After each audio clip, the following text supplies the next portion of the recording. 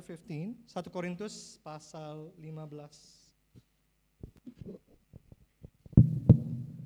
As usual, I will read in Bahasa, and the English will be on the screen behind me. We will start reading in verse 50, 50. So I'm skipping the first 49 verses, but we'll get to them. Kita akan mulai baca di ayat 50. Let's pray before we read God's word.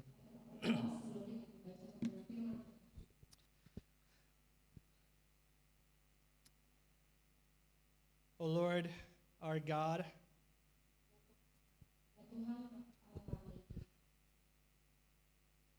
our Lord Jesus Christ, Lord, you came to this earth as a man and God. You lived the perfect life, and then you died the death that we deserve.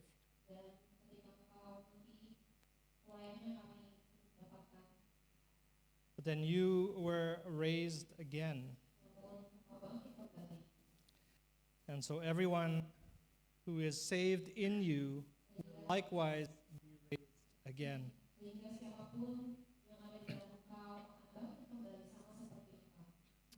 Help us this morning to reflect on what that means for us.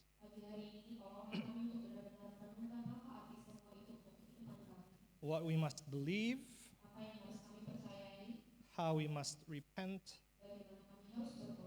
and then how we are to live if indeed, or because indeed, we will be raised with you. In your name we pray, amen. 1 Korintus 15 pasal 50, saya akan baca sampai ayat 58. Saudara-saudara, inilah yang hendak kukatakan kepadamu, yaitu bahwa daging dan darah tidak dapat mewarisi kerajaan Allah, dan bahwa yang binasa tidak mewarisi apa yang tidak binasa. Sesungguhnya aku menyatakan kepadamu suatu rahasia. Kita tidak akan mati semuanya.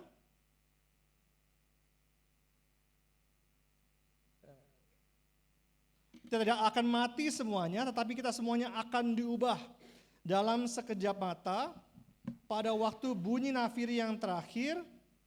Sebab nafiri akan berbunyi, orang-orang mati akan dibangkitkan dalam keadaan yang tidak dapat binasa, dan kita semua akan diubah. Karena yang dapat binasa ini harus mengenakan yang tidak dapat binasa, dan yang dapat mati ini harus mengenakan yang tidak dapat mati. Sesudah yang dapat binasa ini mengenakan yang tidak dapat binasa, dan yang dapat mati ini mengenakan yang tidak dapat mati, akan digenapi firman yang tertulis. Maut telah ditelan dalam kemenangan. Hai maut, di manakah kemenanganmu? Hai maut, di manakah sengatmu? Sengat maut ialah dosa, dan kuasa dosa ialah hukum Taurat.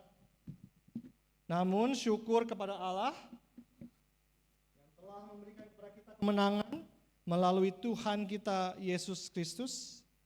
Karena itu, saudara-saudaraku yang terkasih, berdirilah teguh, jangan goyah, giatlah selalu dalam pekerjaan.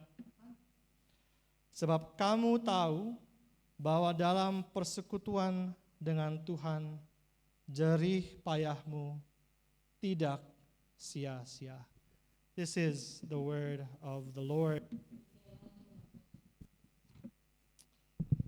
We don't have very much time together here at church.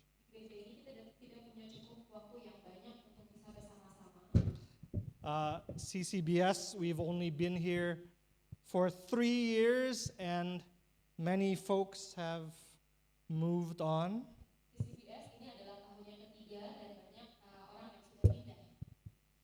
In the next few weeks, several of you will be moving on. Dalam beberapa minggu ke depan, beberapa daripada kalian akan pindah. And once you move, we may never see each other again. Dan setelah Anda pindah, mungkin kita tidak akan pernah bertemu lagi. Paul is in a similar position in this chapter. Pada pasal ini, Paulus berada dalam posisi yang sama. He is basically at the end of his letter. Dia berada dalam pasal kedua dari yang terakhir. And here he chooses to write 58 verses on one of the most important Christian truths. Dan di sini Paulus memilih untuk menulis 58 ayat tentang satu kebenaran Kristen yang sangat penting. I know I rarely preach directly about the things that you are thinking about much of the time. Arif memang jarang secara langsung membicarakan hal-hal yang banyak daripada kita pikirkan. But with such limited time together, Tapi dengan waktu dan keterbatasan waktu yang ada bersama-sama, I must choose, as Paul chose, to preach mainly on these things of first importance. Pak Arif harus memilih sama seperti Paulus memilih untuk mengkhotbahkan hal-hal yang paling penting. And today we are focusing on the resurrection of our bodies. Dan pada khotbah hari ini kita berfokus pada kebangkitan tubuh kita. The Apostles' Creed says that Christians believe in the forgiveness of sins, Pengakuan iman rasuli menyebutkan bahwa orang Kristen percaya pada pengampunan dosa, the resurrection of the body, kebangkitan tubuh, and the life everlasting. hidup yang kekal. But how often do you talk or even think about the resurrection of the body? Tapi seberapa sering kita membicarakan dan juga memikirkan tentang kebangkitan tubuh? Not just the resurrection in general, but of the resurrection of our physical bodies. Bukan hanya kebangkitan secara umum, tetapi kebangkitan tubuh kita.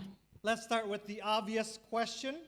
Mari kita mulai dengan pertanyaan yang sangat umum. What are our resurrected bodies going to look like? Seperti apa rupa daripada tubuh kita setelah kebangkitan nanti? Is it going to look like my 17-year-old self or my 70-year-old self? Apakah tubuh itu sama seperti tubuhku pada berusia 17 tahun atau sama seperti tubuhku yang berusia 70 tahun? That's what we all want to know. Itulah hal yang ingin kita ketahui. Everybody's worried about not looking very good in heaven.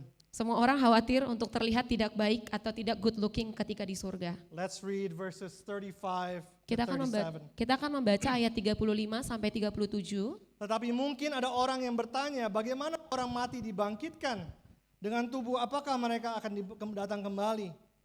Hai orang bodoh, apa yang engkau sendiri taburkan tidak akan tumbuh dan hidup kalau tidak mati dahulu. Dan yang engkau taburkan bukanlah tubuh tanaman yang akan tumbuh, tetapi biji yang tidak berkulit, umpamanya biji gandum atau biji lain. Here is what Paul is saying in these verses. Inilah maksud Paulus di dalam pasal ini. This is what a kernel of corn looks like.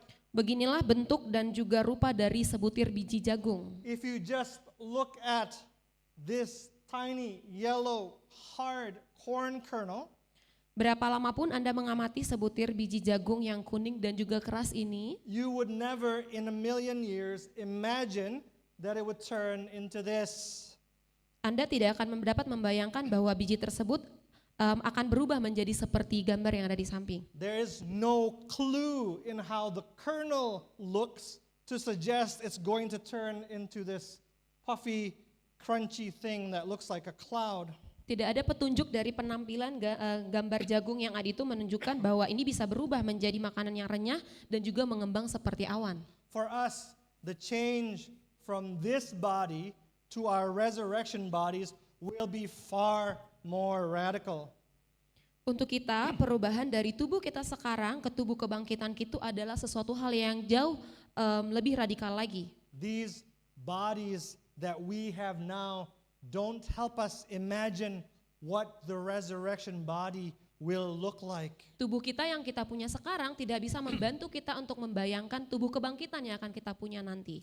But our physical bodies do tell us something very important. Namun tubuh fisik kita memberi informasi lain yang sangat penting.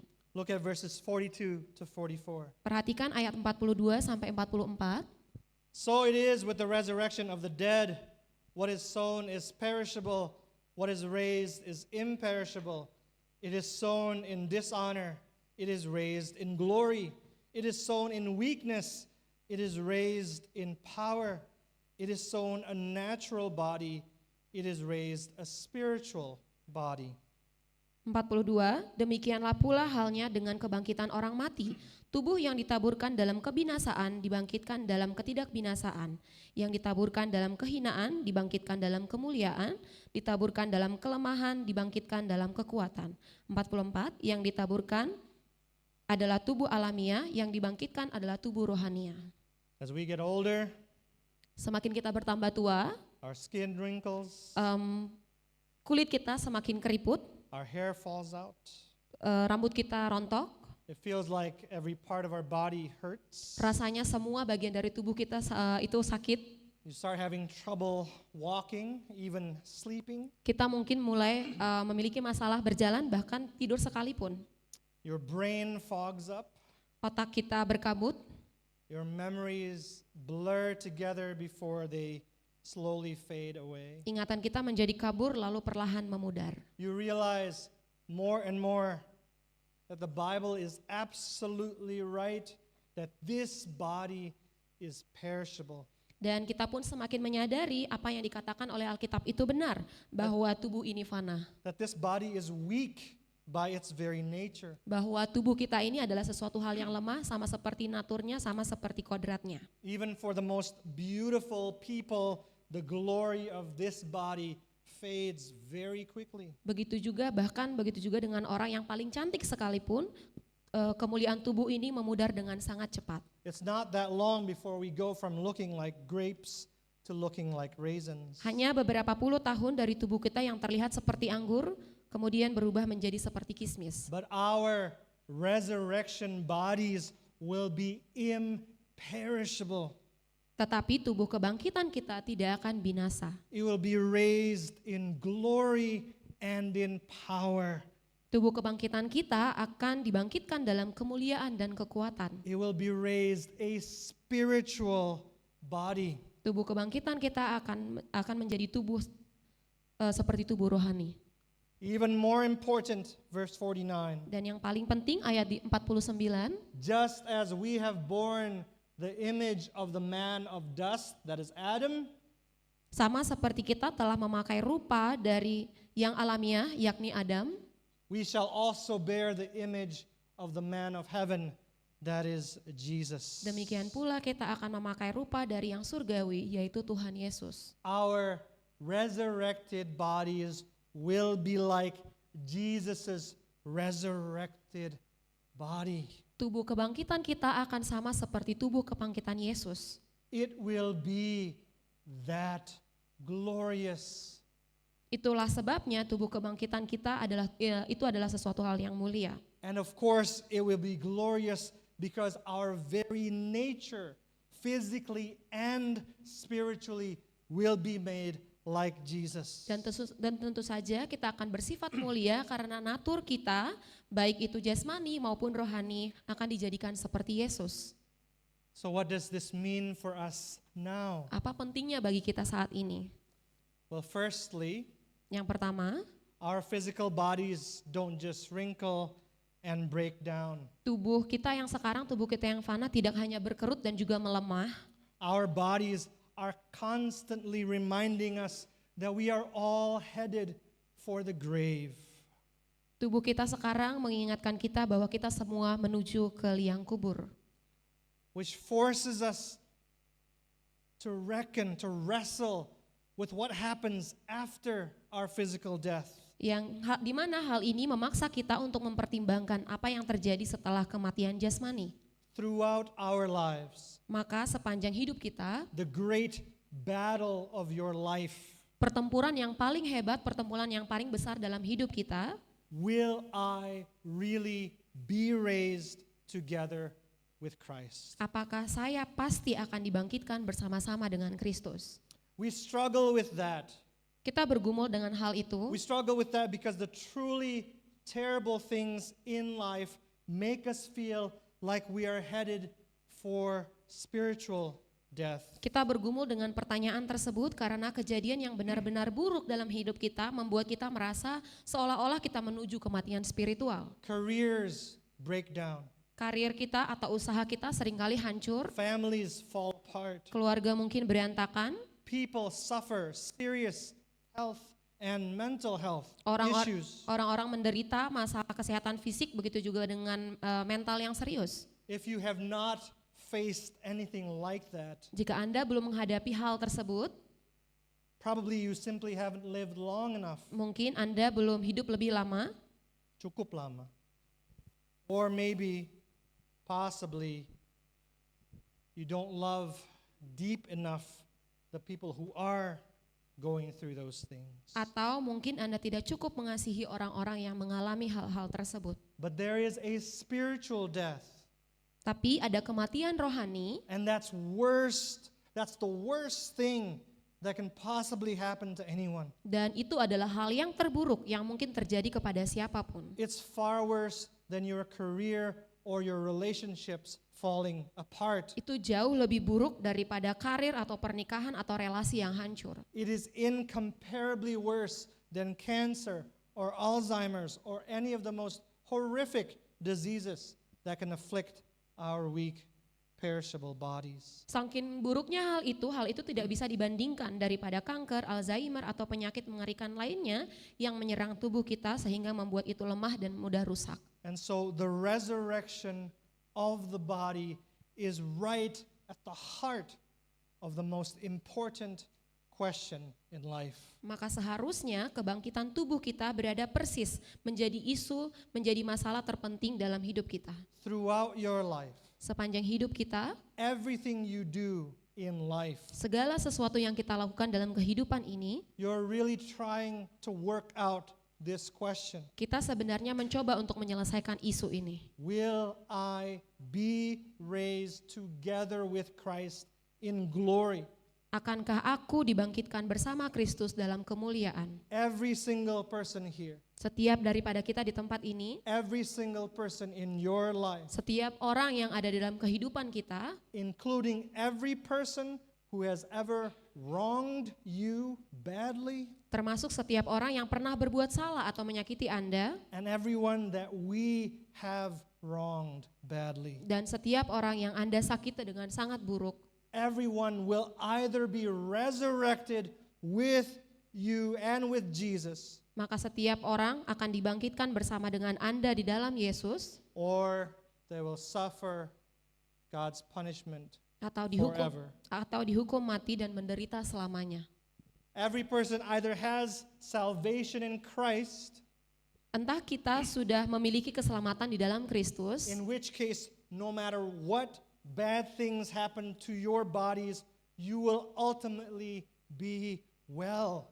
dan bila demikian hal seburuk apapun yang terjadi dalam kehidupan tubuh kita masing-masing, pada akhirnya kita akan tetap baik-baik saja. Or Atau a person does not have salvation in Christ. mereka yang tidak memiliki keselamatan di dalam Kristus. And in that case, Dan bila demikian, no matter how happy and beautiful they are now, none of that will matter. tidak peduli betapa bahagia atau betapa cantiknya mereka sekarang, semuanya itu tidak akan berarti apa-apa. Because they will not be raised up to life when they die. Karena mereka tidak akan dibangkitkan untuk hidup kembali ketika mereka mati. So how can any of us sing, "It is well with my soul"? Jadi bagaimanapun siapapun dari kita bernyanyi bahwa it is well with my soul, bahwa itu baik-baik saja dengan jiwaku, Bagaimana kita bisa menyanyikan itu? How can we sing that no matter what happens to us? bagaimana kita bisa menyanyikan lagu tersebut tidak peduli apapun yang terjadi dalam kehidupan kita? Well, what does the hymn say? Apa yang dikatakan dalam lagu itu? Because Christ has regarded my helpless state and has shed his own blood for my soul. Karena Kristus telah memperhatikan keadaanku yang tak berdaya dan telah menumpahkan darahnya sendiri untuk jiwaku. Because my sin, not in part but the whole. Karena dosaku bukan hanya sebagian, tetapi secara keseluruhan. Not in part but the whole. Bukan hanya sebagian, tapi secara keseluruhan. Is nailed to the cross and I bear it no more. Tetapi dipaku pada kayu salib dan aku tidak menanggungnya lagi. Many of you know that a man called Horatio Spafford wrote the words to that song. Banyak daripada kita tahu penulis dari Horatio Spafford menulis lirik ini setelah He wrote those words after losing his fortune Beliau menulis lirik lagu ini setelah kehilangan harta kekayaannya and then losing his son at just 4 years old dan kehilangan putranya di usia 4 tahun and then losing his 4 daughters in a shipwreck. dan kemudian kehilangan keempat putrinya dalam sebuah kecelakaan kapal yang tragis. The problem is that that story is often told too simplistically. Yang menjadi masalahnya kisah ini sering sekali diceritakan terlalu sederhana, As being purely inspirational. hanya sebagai kisah inspiratif semata. Imagine losing 1 child, let alone 5. Bayangkan kehilangan 1 anak, apalagi 5. Death is devastating. Kematian itu menghancurkan. Jesus grieved and raged when Lazarus died. Yesus sendiri berduka dan murka ketika Lazarus meninggal. So how can we sing "It is well with my soul"? Namun bagaimana kita menyanyikan jiwaku baik-baik saja? Often with a great deal of tears. Itu seringkali itu kita harus mencucurkan air mata While barely clinging to the truth. dan kemudian kita terus menempel kepada kebenaran itu. Sambil hampir sudah harus melepaskannya. The truth is that Christ's bodily resurrection means for everyone who is in him, death is truly swallowed up in victory. Namun yang menjadi kebenarannya adalah kebangkitan tubuh Kristus berarti setiap orang yang ada di dalam Kristus, maut benar-benar ditelan dalam kemenangan.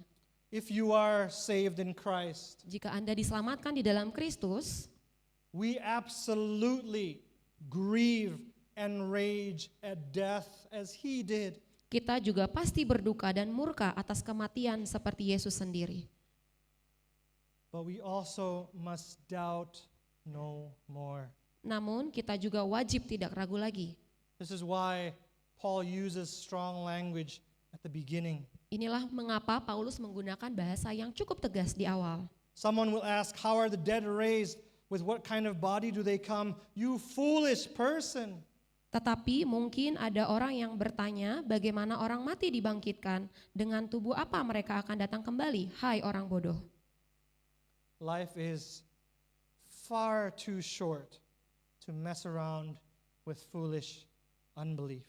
Hidup ini terlalu singkat untuk dipermainkan dengan ketidakpercayaan yang bodoh. Life is also far too short not to enjoy the resurrection even now as we should. Hidup ini juga terlalu singkat untuk tidak menikmati kebangkitan sekarang juga seperti bagaimana seharusnya. In verse 5 onward, Paul talks about what Jesus did after his resurrection. Mulai dari ayat yang ke-5 sampai seterusnya, Rasul Paulus berbicara tentang apa yang Yesus lakukan setelah kebangkitannya. First, he appeared to Cephas, that's Peter, Pertama, Yesus menampakkan diri kepada Kefas, yaitu Petrus. and then he appeared to the 12, including Thomas. Kemudian Yesus menampakkan dirinya kepada ke-12 murid. Kemudian Thomas. What do you notice? Apa yang Anda perhatikan dalam bagian ini?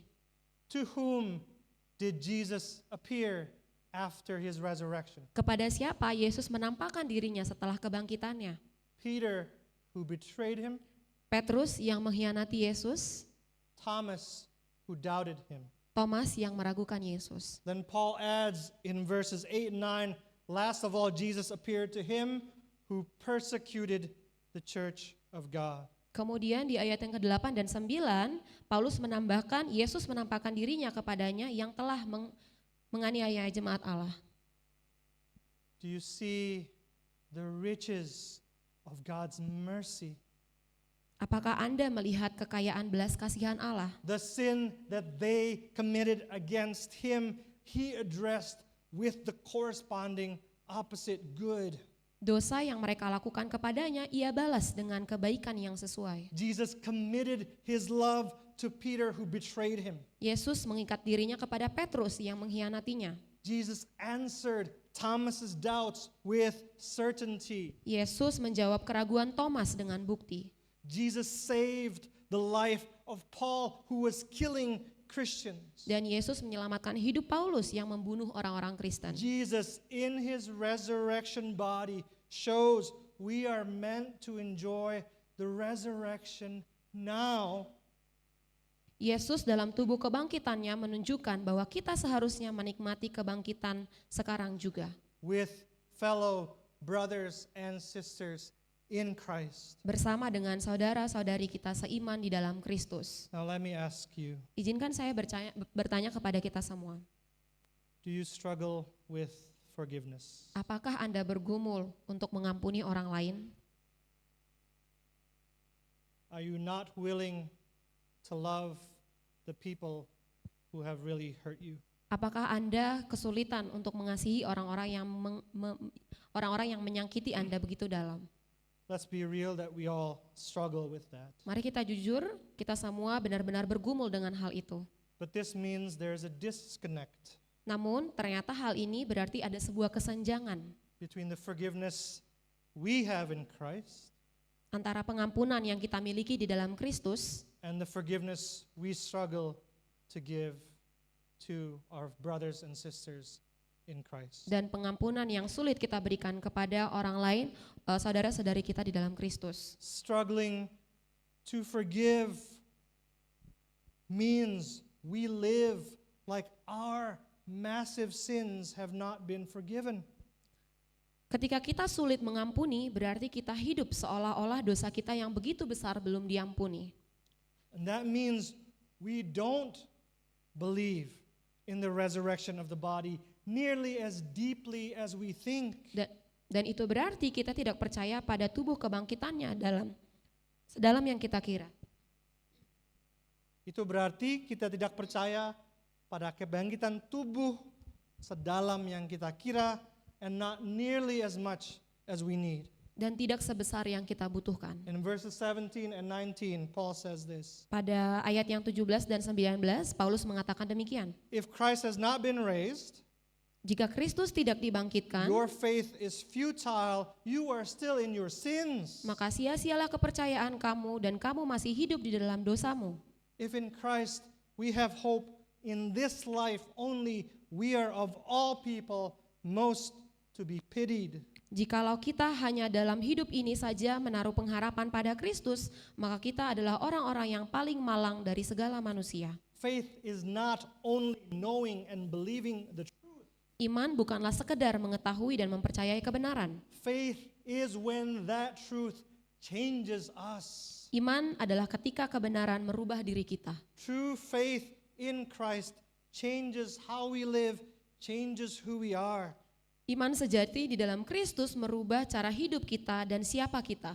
When we are stingy with mercy, Ketika kita pelit dengan belas kasihan, is not our faith futile? bukankah iman kita sia-sia? When we refuse to forgive, we live like Jesus has never been raised.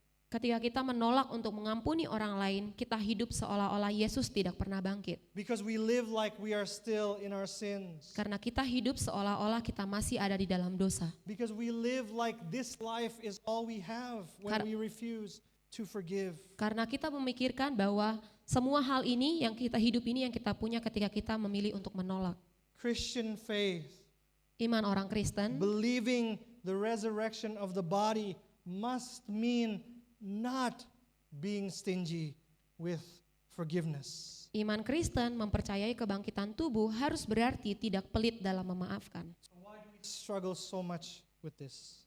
Mengapa kita begitu bergumul dengan hal ini? Why do we harbor anger and bitterness deep in our hearts? Lalu mengapa kita malah menyimpan dendam, amarah, kepahitan di dalam hati kita? Partly it's because it's easy to become addicted to our anger. Karena mudah untuk kecanduan amarah kita. It's addictive to paint ourselves as good and other people as less so. Sangat adiktif untuk menggambarkan diri kita sebagai orang yang lebih baik daripada orang lain dan kurang daripada Oh, kita. they make terrible choices that dishonor God, Mereka membuat pilihan buruk menghina Tuhan, whereas I try so hard to obey Him. sementara saya berusaha begitu keras untuk menaati perintah Allah. Of course, forgiveness does not mean letting people sin against you. Of course, it does not mean that. Tentu saja memaafkan bukan berarti membiarkan orang berdosa terhadap kita. Tentu saja bukan itu artinya. But real forgiveness is possible because of Jesus' resurrection. Tapi pengampunan yang sungguh-sungguh itu pasti ada terjadi karena kebangkitan Yesus. Including with people who have not repented or apologized. Dan juga hal ini juga termasuk ketika orang tersebut tidak mau bertobat atau tidak minta maaf kepada kita.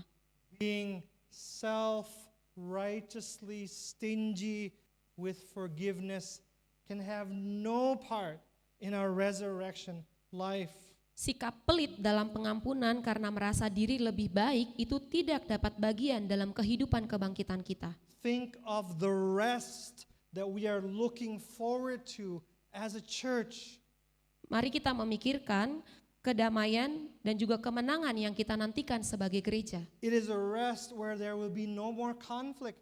Tidak akan ada lagi konflik, It is a rest there will be no more need for forgiveness. istirahat yang dimana tidak akan ada lagi kebutuhan akan pengampunan. It is a rest of spending eternity together, rejoicing together in the forgiveness that we all receive in Christ alone. Dan itu adalah hidup di dalam kekekalan, bersuka cita bersama dalam pengampunan yang kita miliki di dalam Kristus saja. But Christ's resurrection means we can enjoy that rest now. Tetapi kebangkitan Kristus berarti kita dapat menikmati istirahat itu sekarang.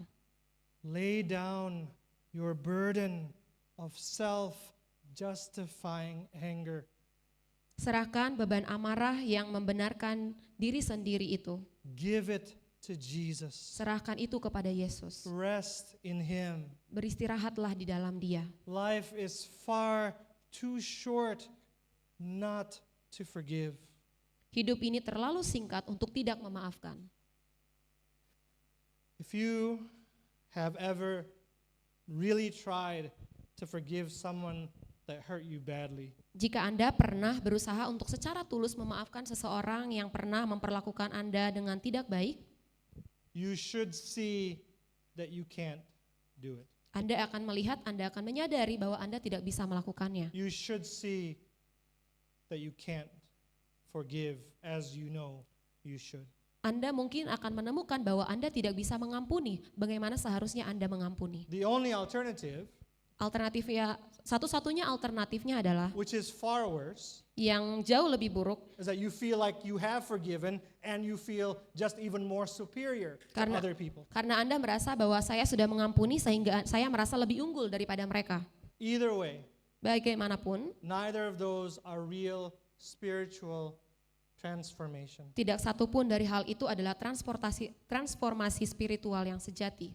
If it took Christ rising from the dead to resurrect our bodies, Jika Kristus harus bangkit secara jasmani untuk membangkitkan tubuh kita, our spiritual transformation also must happen by His resurrection power. maka transformasi spiritual kita juga harus terjadi oleh kuasa kebangkitannya.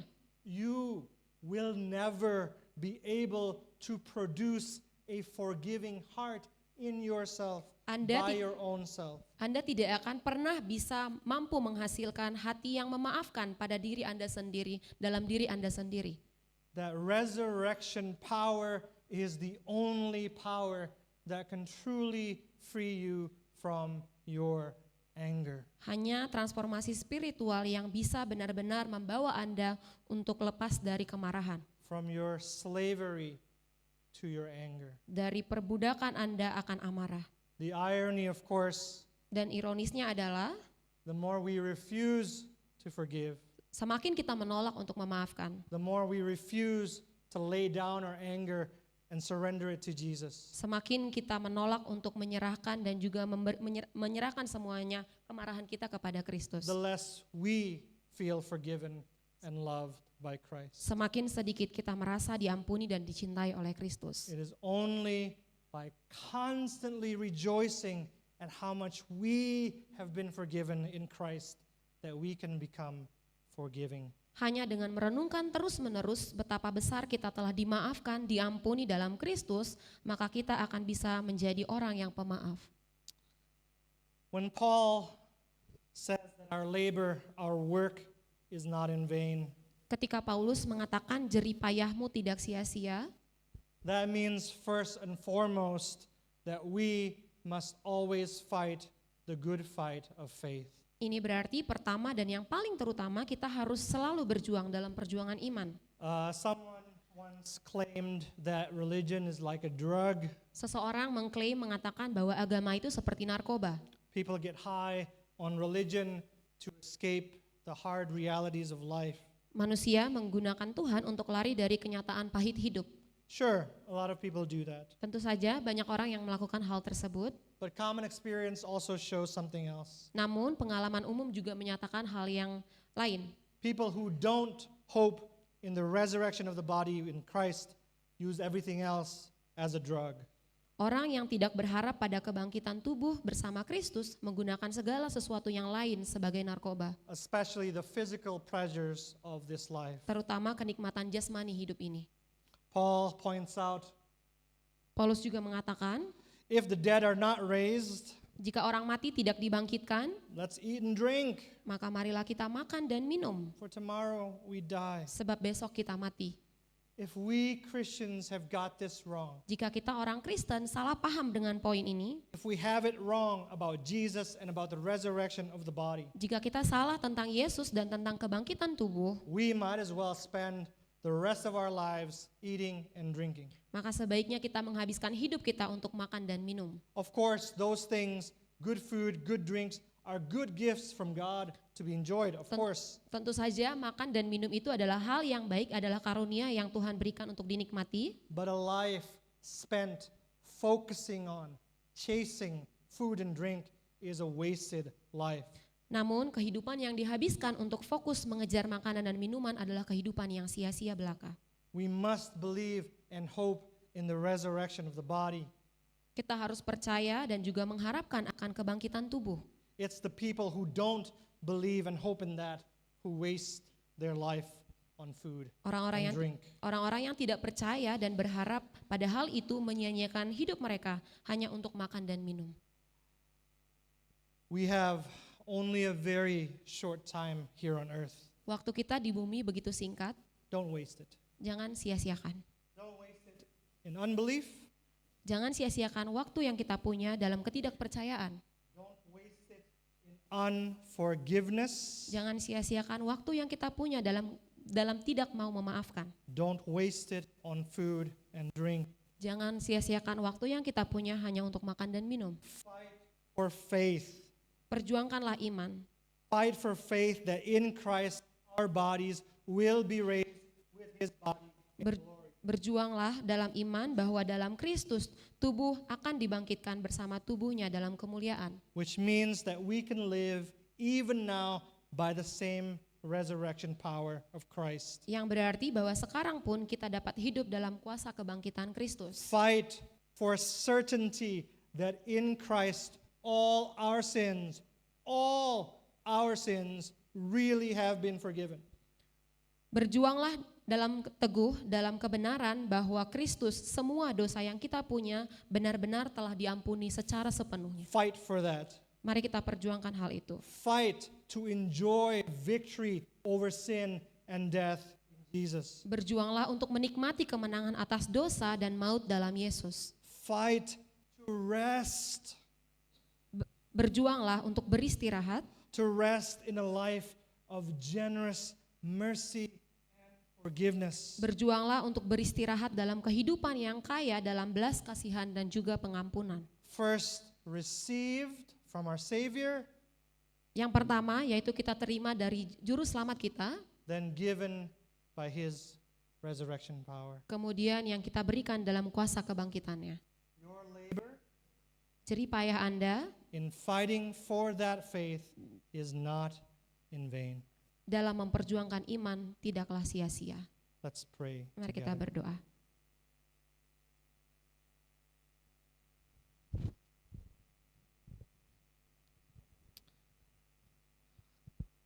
The Lord, our God, Ya Tuhan Allah kami, the resurrection of our bodies is something we can barely imagine. kebangkitan tubuh kami adalah sesuatu hal yang tidak bisa kami bayangkan. But it is something we need and want to enjoy even now. Tapi itu adalah sesuatu hal yang kami butuhkan dan kami ingin nikmati pada saat ini. Lord, help us to believe, Tolonglah kami untuk percaya. help us to forgive as Tolong- we have been forgiven. Tolonglah kami untuk mengampuni sama seperti kami sudah diampuni. Help us not to grow weary, grow tired of the fight. Tolonglah kami untuk tidak berjeli lelah dalam perjuangan kami. Give us strength Berikan kami kekuatan to persevere to the very end. untuk dengan teguh dalam iman kami. Give us your resurrection power Berikanlah kami kuasa kebangkitan-Mu that will make sure we persevere to the end. yang akan membuat kami boleh setia pada akhirnya. In your mighty name we pray. Dalam nama-Mu kami berdoa. Amen. Amin.